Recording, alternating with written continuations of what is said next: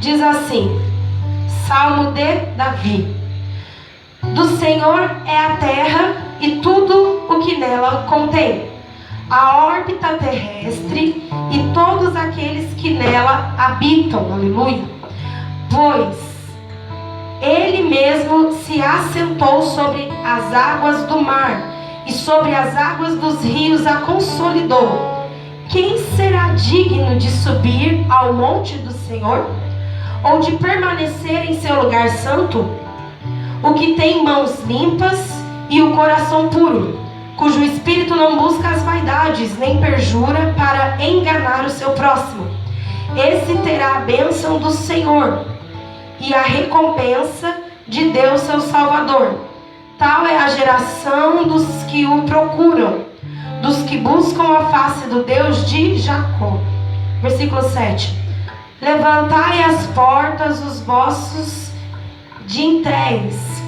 Levantai-vos, ó pórticos antigos, para que entre o Rei da Glória. Quem é este Rei da Glória? É o Senhor forte e poderoso, o Senhor poderoso na batalha. Levantai, ó portas, os vossos dintéis. Levantai-vos, ó pórticos antigos, para que entre o Rei da Glória. Quem é este Rei da Glória? É o Senhor dos Exércitos.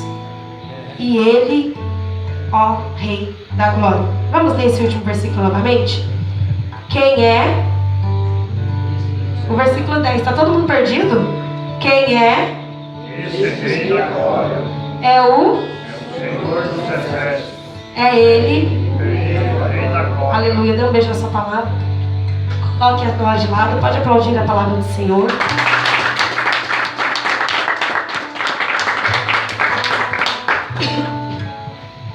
Amém, irmãos? Quando o Luquinho me passou essa passagem, logo veio na minha cabeça, no meu coração, melhor, né? Essa passagem. Quem é esse Rei da Glória? Eu confesso para vocês que eu tive um pouco de dificuldade, né? Um pouco de falta de tempo e de dificuldade de montar essa pregação de ontem para hoje.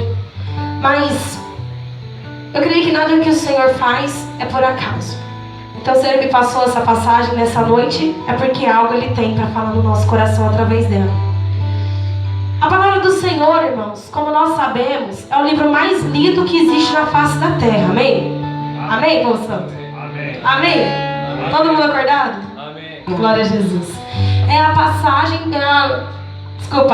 o livro mais lido na face da terra. É o livro mais traduzido, o livro mais vendido. E esse livro, ele é dividido em algumas partes. Quais são elas, irmãos?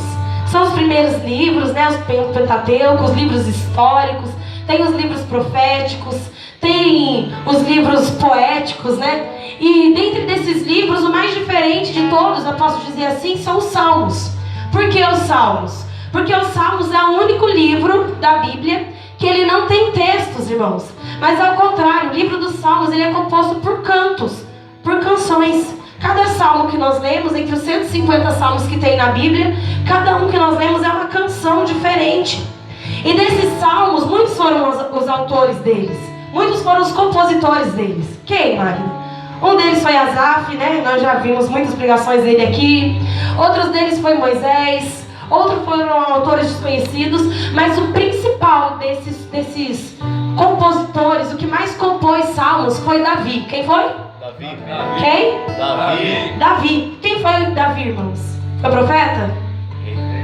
Foi um? Rei. Você não vale, Júnior. Foi quem? Um rei. Aleluia. Quem foi o rei Davi, irmãos? Nós conhecemos a história dele.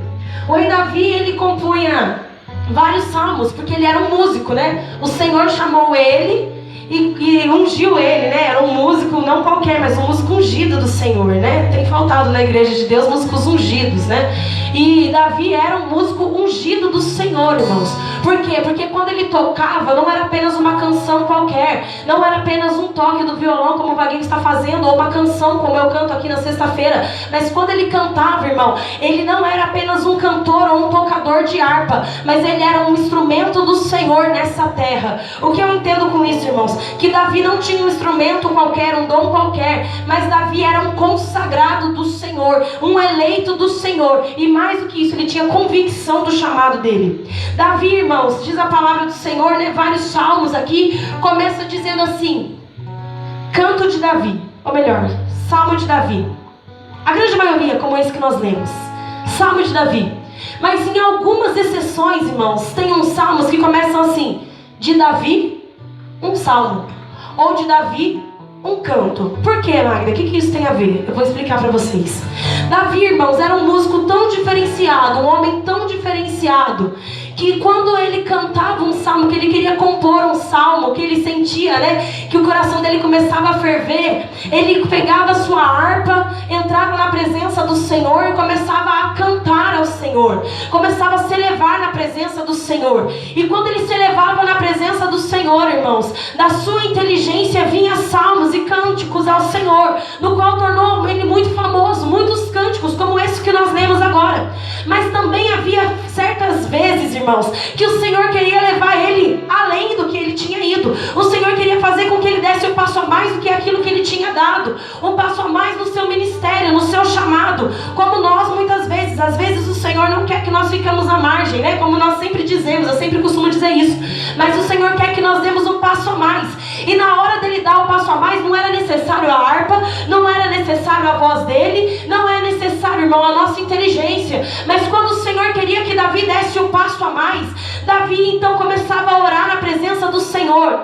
E o Senhor abria as portas do sobrenatural, coisa que ele não desperdiçava. Logo ele entrava no sobrenatural de Deus.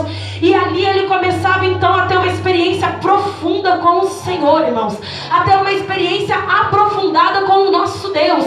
E dessa experiência aprofundada não saía notas musicais, irmãos. Não saía palavras bonitas, não saía nada que viesse da inteligência de Davi, não. Mas saía da alma de Davi, irmão. Algo que era plantado por Deus. O que, Magda? Saía uma adoração profunda. Ah, meu querido, da inteligência de Davi, do instrumento de Davi, da voz de Davi, saía salmos de Davi, irmão. Mas daquilo, da oração de Davi, do joelho dobrado de Davi, irmão, do sobrenatural que ele adentrava, irmão, que o Senhor chamava ele e ele logo ia, saía de Davi um salmo. Explica melhor, eu vou explicar, irmão. Da inteligência saía de Davi, a harpa saía de Davi, as notas saíam de Davi, mas do Senhor, irmão, mas do Senhor, quando o Senhor colocava no coração, irmão, saía de Davi algo que era do Senhor. Saía de Davi algo que era do Senhor. Vamos ao que interessa, irmãos. Davi então, diz a palavra de Deus, que ele começou a escrever um salmo, o Salmo 23 que nós lemos. E ele começou a escrever esse salmo em meio a um contexto. Que contexto foi esse? Todos os salmos foram escritos em meio a um contexto. Às vezes a gente não entende muito bem porque a gente não sabe o que se passa por trás daquele salmo. Mas esse salmo foi escrito em meio a um contexto. Que contexto é esse, Magda? Um contexto, irmãos, no qual já Davi velho, no final de sua vida, no final de sua luta, de seu ministério, do seu reinado, Davi compra um terreno. Que terreno era esse? Um terreno para construir o templo do Senhor, Ana. Davi, ele não podia construir o templo, porque ele era um rei de batalha, um rei de lutas, e em sua mão havia sangue. Deus queria que fosse construído de forma inteiramente pura, de um rei que não tivesse sangue, não tivesse batalhas em suas mãos. Então Davi não podia construir aquele templo, mas Davi podia projetar aquele templo. Davi podia comprar um terreno para aquele templo. Às vezes a gente não é usado da maneira que a gente quer, mas a gente nunca deixa de ser usado da maneira que Deus quer que a gente seja usado. Então Davi começou a construir, irmão, ou melhor, comprou aquele terreno, pagou o preço. O homem, né, o dono queria dar de graça. Davi falou: não, jamais eu vou oferecer algo para Deus que não me custou nada. Jamais eu vou oferecer algo para o Senhor sendo que não me custou nada. Se tua caminhada está te custando, irmão, saiba que você está no caminho certo, porque se não custou nada, para Deus também não vale nada. Ele começou então a oferecer holocaustos naquele lugar, né? Adorar o nome do Senhor, bendizer o nome do Senhor, e entoou um salmo ao Senhor. Esse salmo é dividido em 3 partes, irmão. É um salmo diferente, né? Um salmo dos principais salmos dos judeus. Ele era cantado semanalmente, enfim, muito conhecido. E ele era dividido em 3 partes. Que partes são essas? A primeira parte, irmão, a parte que começa a dizer, como nós lemos, que de tudo é coisas, que Ele é o construtor, o criador de tudo, que dele, por Ele, para Ele foram feitas todas as coisas, e sem Ele nada faz sentido, nada existiria ou subsistiria sem o Senhor, porque dele são todas as coisas. A segunda parte começa a dizer então uma direção para nós humanos, feitos de carne e osso. Quem entrará no monte santo do Senhor? E ele começa a dizer, irmão, no monte daquele que construiu tudo, no monte daquele que formou tudo, no monte daquele que é o Senhor e Salvador, quem poderá entrar nesse monte? E ele começa a dizer logo embaixo, quem tem as mãos limpas e um coração? Quem tem as mãos limpas e um coração? Esse entrará, aquele que não se entrega à vaidade, aquele que não se entrega às coisas do mundo. Aí você me pergunta, Magda, como é que nós entraremos então se somos pecadores e fracos? Se a nossa natureza é pecador? Realmente, irmão, se alguém existe aqui, né, sem pecado, que atire a primeira pedra, não é assim? Todos nós somos pecadores. Todos nós nascemos de uma natureza maliciosa, uma natureza pecadora, uma natureza dessa terra. Mas, irmão, o Senhor deixou uma dica para nós. Se a nossa primeira natureza, vamos dizer assim, a natureza terrena é pecadora, é maliciosa, é fraca, é cheia de miséria, a natureza celestial não é. E o Senhor então dá uma dica. Sabe quem vai entrar, irmão, no monte santo do Senhor? O Senhor diz em João 3, aquele que nascer da água e do Espírito, esse entrará no céu. Ou seja, aquele que quiser adentrar no monte santo do Senhor, no monte santo do Criador, esse terá que renascer da água e do Espírito. Existem homens e mulheres nessa noite que querem nascer da água e do Espírito. Não homens e mulheres que tenham apenas um chamado, irmãos, mas homens e mulheres que querem realmente renascer do Senhor, que querem realmente habitar no monte santo do Senhor. Esses habitarão no monte santo de Deus. E a terceira parte? A terceira parte, irmãos, é a qual o Senhor começa a dizer, melhor, Davi, abram as portas, se preparem, porque lá vem o Rei da Glória. Quando Davi começa a descrever isso, irmão, as portas, entenda bem, as portas, na verdade, não era uma porta qualquer, né, apenas. Não era para abrir as portas, mas ao contrário, as portas eram um lugar onde se reuniam os homens mais influentes da época. Os reis, os príncipes, os políticos, os anciãos. E Davi começa a dizer, levantem a cabeça e preparem, porque lá vem o Rei da Glória. Como Jó, por exemplo, era um homem influente. Quando o início do livro de Jó começa a dizer que ele tinha uma cadeira, né? Quando as pessoas viam que ele estava chegando, preparavam uma cadeira para que ele se assentasse. Por quê? Porque ele era um homem importante. Com certeza aqueles homens já tinham ouvido falar vários outros, irmãos, anúncios. Levantem-se porque lá vem o rei. Levantem-se porque lá vem o príncipe. Levantem-se porque lá vem o ancião. Lá vem um homem importante. Lá vem um homem justo. Lá vem talvez alguém influente. Mas eu tenho certeza que eles nunca tinham ouvido algo como Davi entoou naquele dia. Levantem-se, ergam a sua cabeça, reverenciem, preparem o lugar, porque lá vem o Rei da Glória. E aqui eu começo, irmãos. Quem é o Rei da Glória? Davi lançou uma pergunta naquele dia, irmãos. Davi lançou uma pergunta: quem é o Rei da Glória? Quem é o Rei da Glória? Quem é o Rei da Glória? Imagino eu aqueles homens ouvindo e perguntando: quem é o Rei da Glória? Essa pergunta ficou presa, irmãos. Ficou aqui guardada nas páginas da palavra de Deus durante 1, 2, alguns séculos, e ficou aqui parada, até que certo dia, irmãos, diz a palavra do Senhor que um anjo enviado do céu até uma virgem, nós conhecemos essa história, enviado do céu até uma virgem, começou a perguntar, chegou até ela e começou a dizer: ave cheia de graça, o Senhor é contigo. E a virgem, nós conhecemos a história, ficou espantada, a virgem ficou totalmente extasiada com aquela saudação, e ele disse: se prepara, cheia de graça, porque o Senhor encontrou graça em você. O Senhor viu que você era diferenciada, e do teu ventre nascerá um filho. Mas espera, não será de uma maneira qualquer não, será por obra do Espírito. Espera que tem mais um pouquinho, não será qualquer um, ele será chamado Jesus, e ele será filho do Altíssimo, e ele será, irmão, o rei, e o seu reino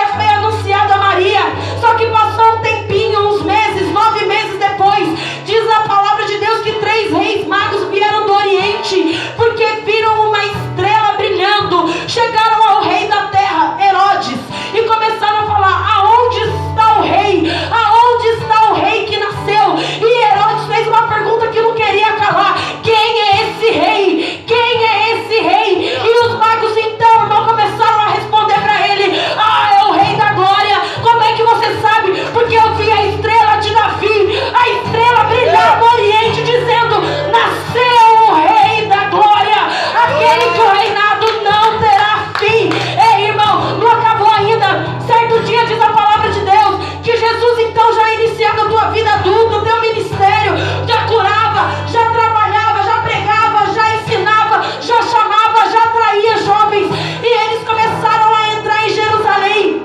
E aquele povo, irmão, seduzido pelo Senhor, como o profeta Jeremias, eles seduzidos pelo Senhor, diz a palavra de Deus, que começaram a lançar suas vestes no chão. Lançar suas vestes no chão, por quê? Era um homem que vinha no cavalo, não, cavalo é de guerra. Era um homem que vinha no jumentinho, irmão. Por que no jumentinho? Porque jumentinho é paz. Quem é o rei da glória, irmão? O rei da glória é o príncipe da paz. Começou a passar então naquele lugar, passava em cima das vestes daquelas pessoas, e imagino eu que aquelas pessoas coxos saíam pulando, imagino eu, irmão, que mudos saíam falando, que aqueles surdos que não podiam ouvir nada antes daquilo começavam a ouvir. Ele é o rei, lá vem o rei, lá vem o Senhor, lá vem o Salvador. Quem é ele? Quem é ele? Quem é ele? Ele é o rei da glória. E começaram a dizer então: ei, turma, fica quieta, pessoal, cala a boca, deixa o homem passar em paz, ele não é ninguém não, ele não é ninguém não. E Jesus então começou a olhar e falou assim: ei, se eles não falarem, as pedras vão falar. Vão falar o quê? Vão falar que eu sou o rei da glória.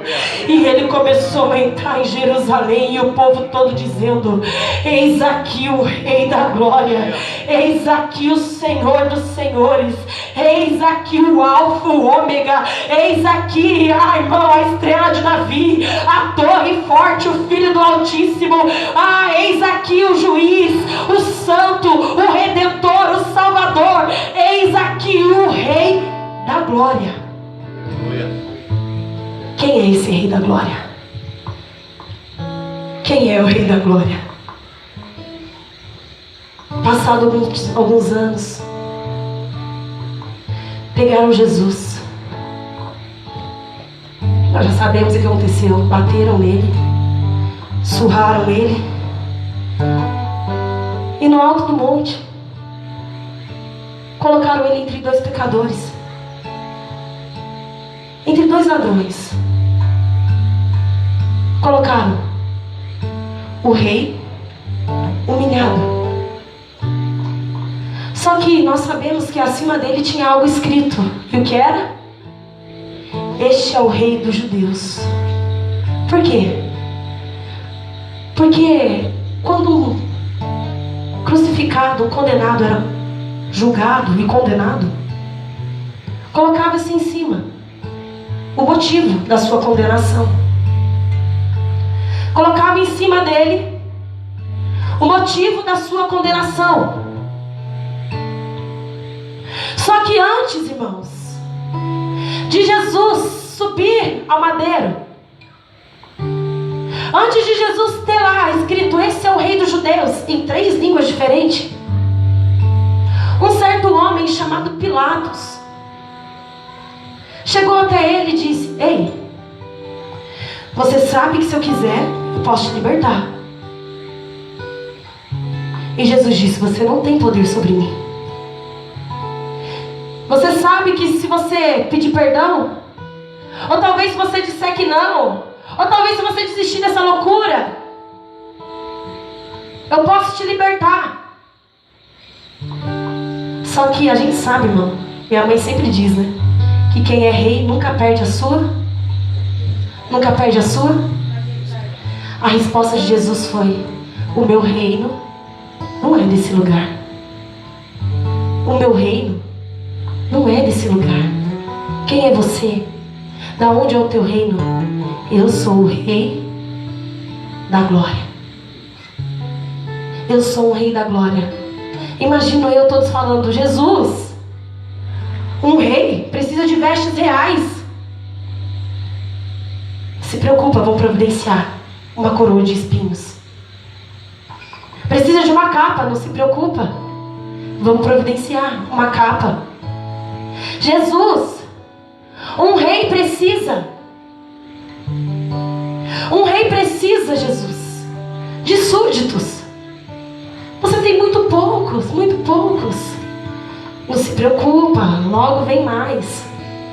Jesus, um rei precisa de um reino. Eu já tenho meu reino. Aonde é? É em outro lugar, não é aqui. Mas Jesus, você está indo para a cruz, não A cruz é só a chave que abre a porta do meu reino. Jesus então, irmão, foi levado àquele lugar. Foi levado àquele lugar. E lá em cima, irmãos, ele tinha sido humilhado em todas as línguas. Tinha sido ultrajado em todas as línguas. Tinha sido, irmão, desprezado em todas as línguas, escarnecido em todas as línguas. Mas naquele momento, em 3 línguas, aramaico, em 3 línguas, irmão, romano e grego, estava escrito: este é o rei dos judeus. Por que essas 3 línguas, Magda? Porque é um rei, irmão, da glória. Não é rei das coisas dessa terra. Entenda bem que eu estou dizendo: os reis dessa terra falham, os reis dessa terra pecam. Saul era belo, mas pecou. Davi era um homem segundo o coração de Deus, mas pecou. Ah, querido, Salomão era o mais sábio de todos, mas pecou. Querido, porque as coisas dessa terra são feitas dessa terra, do pó. Mas as coisas que vêm de Deus, irmão, só tem a glória do Senhor. Só tem o Senhor. O reino dessa terra pode ser roubado, como nós já vimos na palavra, como nós já vimos, irmão, nas histórias, como nós estamos vendo aqui no Brasil. Pode ser corrompido, pode ser saqueado, pode ser usurpado, pode ser, irmão, tantas e tantas coisas. Mas o reino de Jesus não podia. Ele era soberano na terra e no céu. Ele era soberano na terra e no céu. Irmão, entenda bem: um homem, para ser rei, ele tinha que estar por cima de 3 coisas que regem a humanidade. A cultura. Precisava estar por cima, irmão. Exercer a sua majestade. Na religião, não existe povo sem religião. E precisava exercer, irmãos, na política. O que você quer dizer com isso? Naquela época, irmão, a cultura daquele lugar era representada pelos gregos, porque eram homens inteligentes, letrados, homens espertos, homens estudados. E eles o grego naquela época era como o inglês de hoje, o espanhol de hoje, era falado pelo mundo inteiro. Era falado por todos. Um povo sem cultura é um povo que não tem nada. Um povo sem cultura, irmão, é um povo fraco, é um povo falido. Tanto que quando uma nação começa a se estruturar, a primeira coisa que ela faz é conseguir a independência e começar a estruturar a sua cultura. E no grego, irmão, esse é o rei dos judeus. A política. Não existe, irmão, nenhuma instituição sem política. Não existe nenhuma instituição sem hierarquia. A política daquela época eram os romanos, nós sabemos. Roma que ficava contra Jesus, Roma que perseguia Jesus, Roma que discutia poderes com os judeus. Mas sobre a política, irmãos, sobre aquele homem, lembra? Que queria libertar Jesus? Em Romano, esse é o rei dos judeus. E a religião. O mundo tem falado que o que tem estragado o mundo é a religião. Mas na Coreia, irmãos, onde tem aquele ditador que a gente sabe que é terrível, fala que não deixa entrar a religião católica, evangélica, não deixa entrar a palavra de Deus, porque a única coisa que pode tirar ele do poder é a crença no Senhor Jesus. Então, na religião, no aramaico, no idioma que foi o berço deles, dos judeus, este é o rei dos judeus. Quem é aquele crucificado? Ele é o rei da glória. Os gregos passavam: quem é aquele ali? É o rei da glória.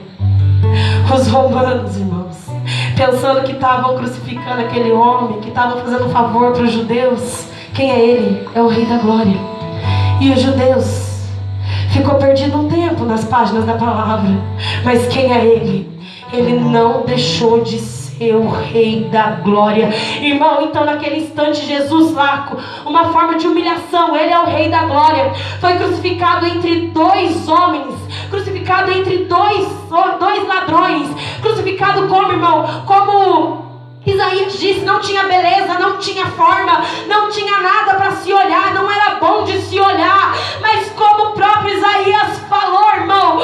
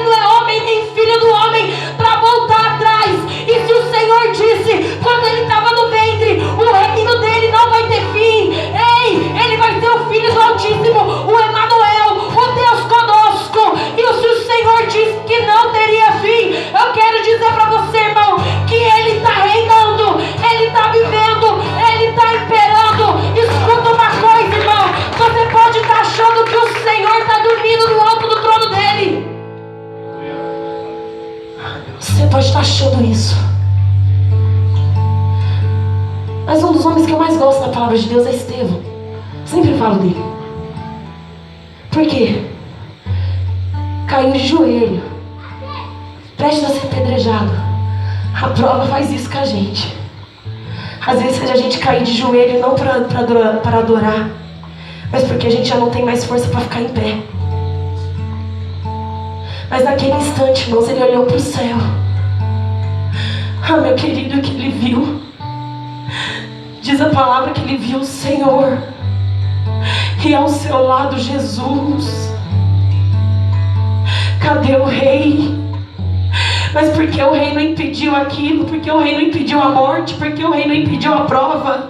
Porque o rei não impediu a dor? Porque o rei não impediu? Sabe por quê, irmão? Sabe por que o rei não impediu? Porque aquilo que não se paga preço para ele não tem valor. Ele pagou o preço aqui, mas no alto do trono o rei da glória dizia: espera mais um pouquinho porque eu estou te esperando. Espera mais um pouquinho porque eu estou te esperando. Espera, aguenta, sofre mais um pouquinho porque eu estou esperando. E diz a palavra do Senhor, irmão, que aquele que permanecer com a mão limpa, o coração puro, aquele que se não se dobrar as vaidades, as coisas que o mundo tem oferecido, esse habitará com o Senhor no Monte Santo.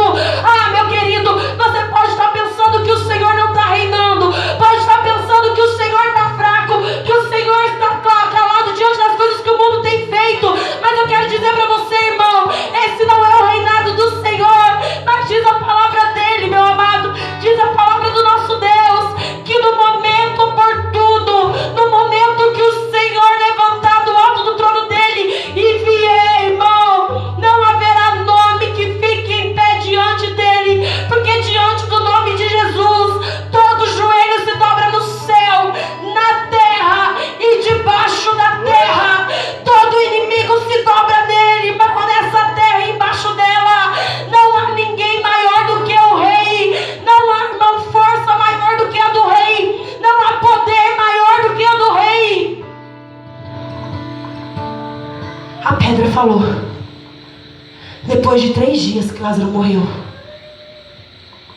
a pedra não foi suficiente para segurar, porque o poder do Rei da Glória era maior. A pedra falou depois de 3 dias morto. Ah, irmão, depois de 3 dias morto, Maria corre ao sepulcro e cadê ele? Não estava lá. Cadê ele? Ele não estava lá. O trono dele não é o sepulcro, irmãos. O trono dele não é a morte. Não. Mas depois de 3 dias, a pedra falou que Jesus era o Senhor, porque nem a morte pôde segurar o Rei da Glória. Aonde está o Rei da Glória? Quem é esse Rei da Glória?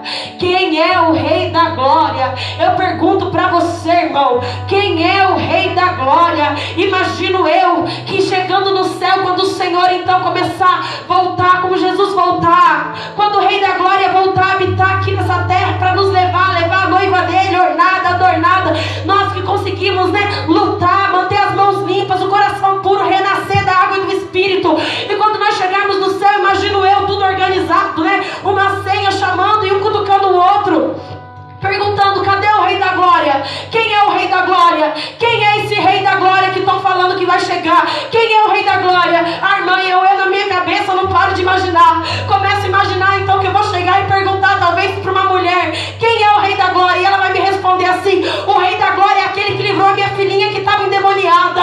Eu vou chegar e começar a perguntar: quem é o Rei da Glória? E um homem então coçando os olhos vai dizer: o Rei da Glória é aquele que disse: a tua fé te salvou, volte a enxergar. Quem é o Rei da Glória? Aí vou ver João Batista, irmãos, segurando a cabeça nas mãos, e eu vou dizer: quem é o Rei da Glória? Ele vai dizer assim: